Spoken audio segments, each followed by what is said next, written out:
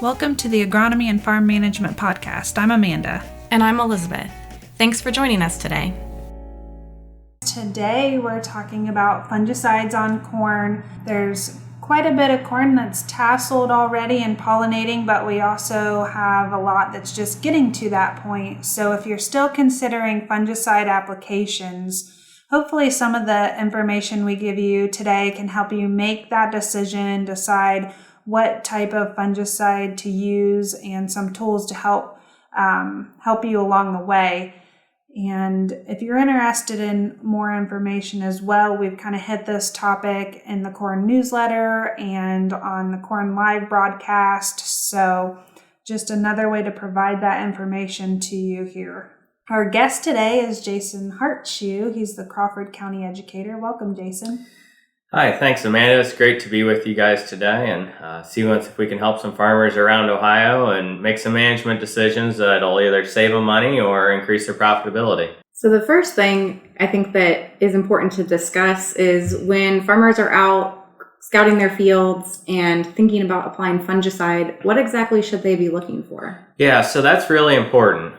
There's no need to apply a fungicide if you don't have a fungal disease.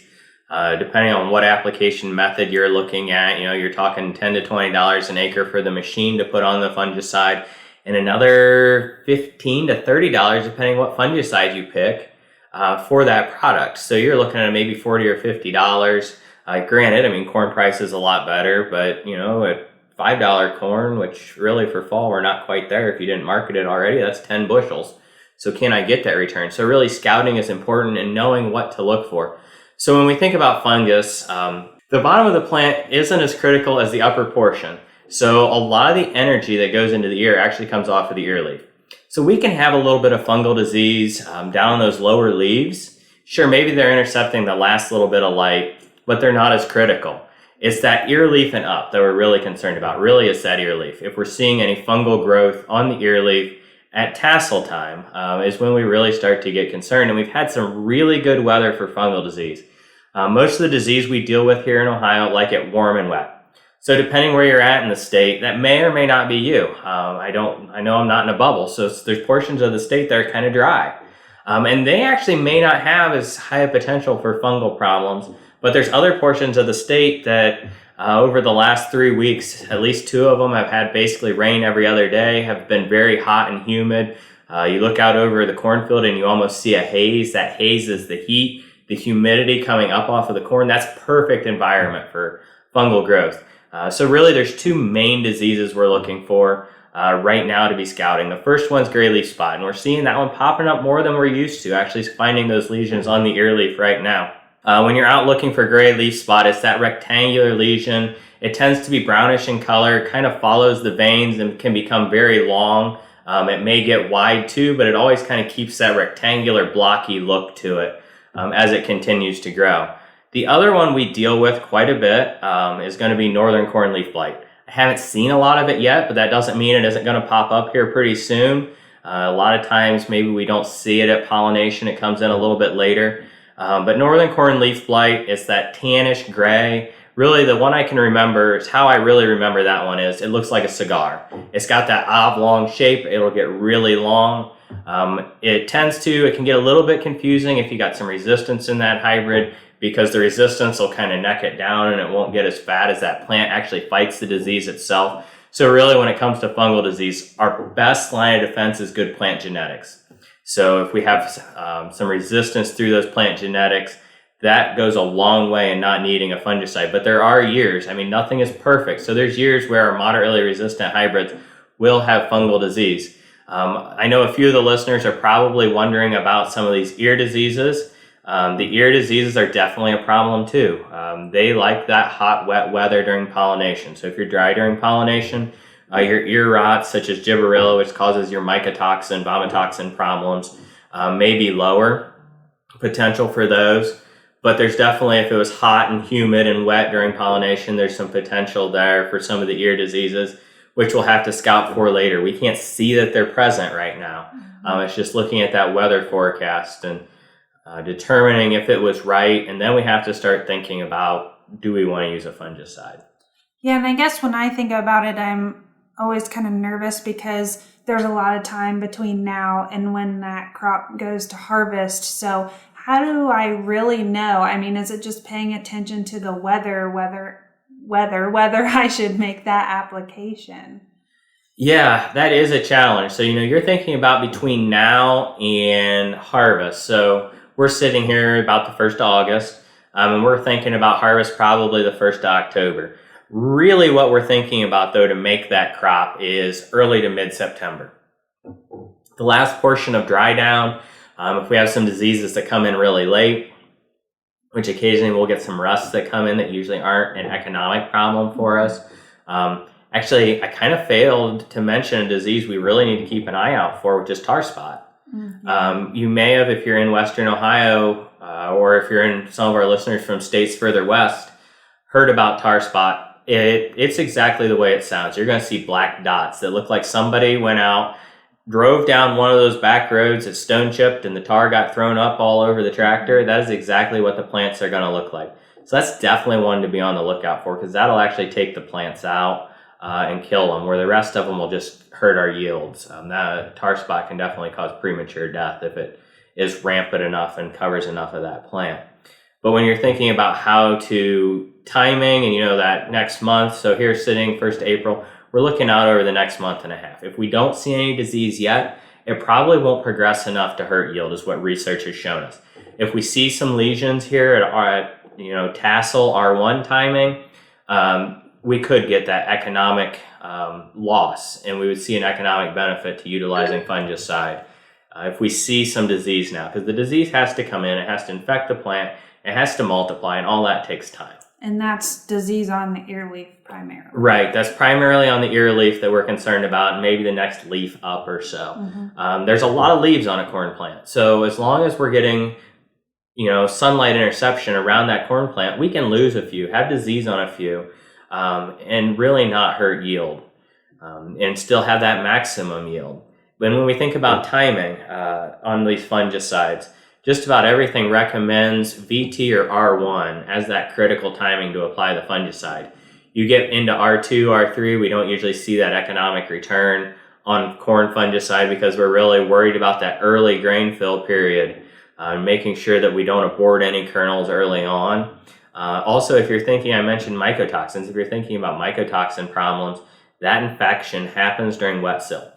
So that fungicide application, most of the research shows, needs to be during the wet silk period if you want to have effective partial control of gibberella and some of these vomitoxin challenges. Yeah, and that again goes back to, we don't know that it's there, like you said.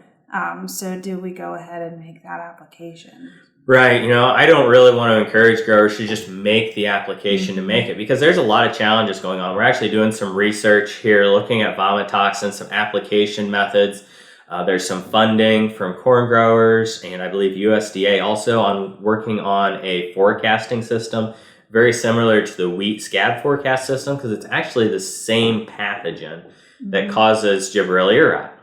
And they're working on making a forecasting system for corn to let us know those years where it looks like we're going to have high vomitoxin and need to spray. But the challenge is we need to get that fungicide down to the ear. So we have a project right now funded by Ohio corn growers where that's exactly what we're looking at. We have a sprayer set up. We're going to have, I think, 2 locations, maybe more. Just depends how the weather cooperates here for us to be able to get these fungicides applied. It's a little muddy when we're recording this to get our job done, unfortunately. But we're going to put drops on one side of the sprayer. We have the boom balance, so it's not, tipped sideways as we're going through the field, and we're going over the top on the other side. And we want to see how good a job do we do at getting vomitoxin control. Do we need those drops? Can we just go over the top with a boom? And the real question is, could we use an airplane? Most of the research is done using drops. And so far it's been fairly well shown across literature that you need those drops because the fungicide has to get on the ear, and enough of it doesn't get there with the airplane, which is a real challenge when we look at putting these fungicides on 10, 12 foot tall corn. Right. Yeah. And I mentioned that we did a corn live, and Farm Science Review had a sprayer set up that way. So if you're interested in seeing what Jason's talking about, you can take a peek at that on our YouTube channel for Ag Crops team. But definitely looking forward to that research because we don't want to go through what we did last year. Right. We definitely don't want to go through what we did last year with guys not sure if they were even going to be able to market their crop. We maybe got lucky in the fact that we ended up with a short corn crop. So with a short crop, people really needed corn. So they worked harder as an end user to figure out how they could blend in and use some of this high vomitoxin corn that they may not have really even tried to figure out how to use if we hadn't had that short crop. But, you have to drive slower when you have drops on the sprayer. It's harder on the machine. And when you're driving that sprayer through the field, we did a project a few years back looking at Y dropping. And in our center rows, we couldn't really tease out 100% what was pinch row compaction versus sprayer damage. But where we didn't, we were somewhere between 4 and 8 bushels we were losing on our center 8 rows on that combine from running that sprayer through. Now, granted, the more years you run, the better job you do at driving. You're not knocking corn over. But if you're a greenhorn and you're headed down through that cornfield, you can do a lot of damage in a hurry, knocking plants at that growth stage. They just don't take that tire sidewall hitting them like they do when they're smaller. So that leads us naturally into the next topic we wanted to discuss, which is application methods. So the 2 you're most likely going to use would be aerial or ground. Jason, what's your take on which one of those is best in what situations? Yeah, it definitely is very situational dependent. The really nice thing about aerial is I can have a lot of acres covered in a short amount of time. And when we think about fungal disease, go back, I talked about, the driver of fungal disease is hot and wet. Wet can be caused by just a lot of humidity or by rain. And if wet is being caused by a lot of rain, ground rigs are going to be very hard to get through the field. Where aerial, we can get through the field, we can cover a lot of acres in a hurry. The number of acres we can cover in a day also can be tied to how much you plant. But the problem is with aerial application is that we don't get as good a plant coverage. So we're not getting that coverage deep down into the canopy. A lot of times we don't get a lot of fungicide down onto the ear. So it's kind of questionable, and we're doing a little bit of work to look into that as to how well aerial applications or booms over the top really do at getting that fungicide down to that ear level. I've seen some work in some dairy circles where they're actually looking at fungicide on BMR, low lignin corn, and trying to determine if the fungicide increases digestibility. So what happens in low lignin corn is the cell walls are weaker, so they're more susceptible to fungal disease. The fungal disease infects that corn, and it still mounts a natural response, which actually makes those cell walls harder, and those harder cell walls aren't as digestible. So then if you can't digest it as well, you're not going to make as much milk per bite of feed you eat. So looking at fungicides to see how those affect the digestibility. And what they're finding is if you want good digestibility, you really have to have good plant coverage to really stop that disease. So they're seeing that ground applications utilizing drops, they get better coverage of that entire plant, even down into the lower canopy, because if we're thinking about silage, we don't even want that disease in the lower canopy. While it may not be important for grain fill, we're still going to harvest those leaves, and if they're low digestibility, that lowers that digestibility of the entire plant. So on that coverage side, those ground application is definitely the way to go. But the problem with that is, how many acres can I really cover in a day? With the airplane, you can probably cover, 1,000 acres in a day and not blink an eye. I might be pushing it to cover 200 acres in a day.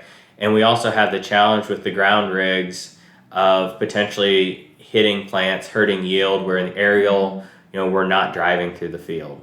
Yeah, you might take out as much as the fungicide provides in benefit. So, and if you want to see that, check out our Corn Live on fungicide application on the AgCrops YouTube channel with those drop nozzles and the setup they have there. So we're looking forward to those research results because we don't want a repeat of 2020. Yeah, I think these research results for the project we have with Ohio corn growers are going to be really interesting. For this year, we're running drops on one side of the sprayer. We're running regular nozzles on the other. So it's going to be ground application, which is higher gallonage than what you're going to get out of the airplane. But we're going to try to hit a couple fields. So they make a paper that's water sensitive that you can actually put out in the field and then you spray some stuff on it so it can't take on any more water until you run it through a scanner that looks at how much of that paper was covered, so we can kind of do some comparisons from other fields of how well the airplane got the fungicide all the way down to the ear compared to the drops, compared to that boom running over the top. So in addition to getting your fungicide application on, you mentioned like how much you can cover in a day. And one of the important things I think when you're planning, even before you start planting, is looking at not planting all your corn within a 5-day window and or spreading it out through different maturity groups. Yeah, so you can save yourself a lot of headaches later on in life by making some important decisions at planting. Taking and looking at your hybrids and at least selecting a 10-day window on maturity groups, and planting a mix of maturity groups each planting window you have. So, we have producers that can plant all their corn in 5 days. Is that really a good goal to plant all your corn the first 5 days that it's fit?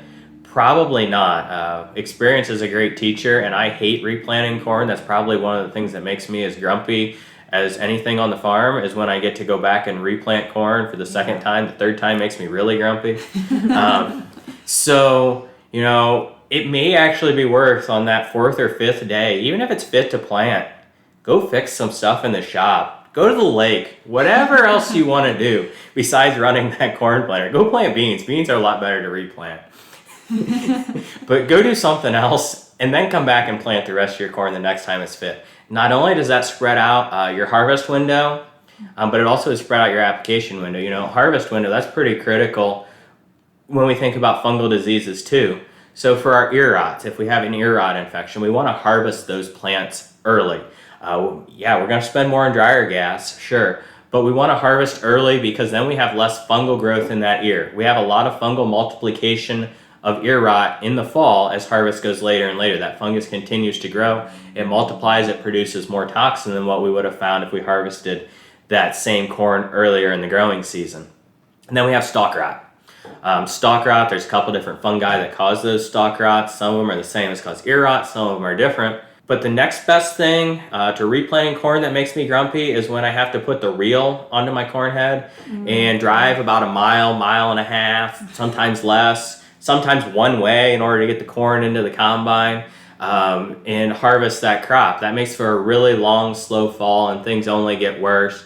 That's usually how I end up bending snouts when I hit rocks, or, you should never run a rock through a combine when you're running corn until you're trying to run down corn. All of a sudden you scoop up a rock, you don't have your rock trap set tight anymore, and it causes a lot of grief. So starting that harvest early, utilizing fungicides if we think we may have stalk rot issues, can be very beneficial to harvest management too. And one thing we mentioned in a podcast back in the winter when we were focused on ear rot is you can't make it better in the bin, but you can stop it from getting worse. So you mentioned, backing up what you mentioned about going and getting that out of the field in a timely manner. It will just continue to get worse in the field, but we do have a little bit of control once we get it out of the field. Right. So once we get it out of the field, so fungus likes things wet. So once we get it out of the field and we get it into the bin, we dry it. We may have to dry it a little extra, 13 instead of 15 and a half or so, in order to stop that fungal growth. But we can pretty much stop it so it doesn't get any worse. But the longer it's out in the field, the longer it's in that wet environment, the more growth potential we have for the fungus. Well, Jason, you've provided us a lot of great information to think about. This is a very timely topic. So make sure, guys that are listening, that you get out in the field and check and see what kind of disease pressure you have. If these wet and humid conditions continue, definitely keep an eye on that later planted corn as well, because it's only going to be in a worse situation than the stuff that's tasseling now. Right, and a lot of our later planted corn, we see more of that ear rot because it matures later, so it actually stays wetter in the husk all the way into fall. That's why a lot of times late plantings get accused, and they're also the last ones we harvest, of being the ear rot problem, where the disease we often find through silage work is there early. It's just not it hasn't multiplied as much, so we don't see it as bad in that early planted corn. So if your fair is during pollination, you should probably spray right, because it's always hot and Right. rains during fair. Basically, if you have fair and you're anywhere close to the fairgrounds, you should spray during pollination because fairs are guaranteed to be hot, humid, wet, Yeah. and perfect conditions for fungal growth. Maybe that's what you should incorporate into that monitor that you guys are trying to create. Is it your fair week? Is it your fair week? But in all seriousness, thank you, Jason. A lot of great information, and make sure you guys are making economical decisions. That's really important across any farm that we have out there. Thanks for having me. Always great to help provide information that helps farmers improve their bottom line and gets them out in the field looking and asking questions. Hey, podcast listeners. Just a reminder to give us a like or subscribe so you know when we release new episodes. If you're enjoying the podcast, be sure to leave us a review also.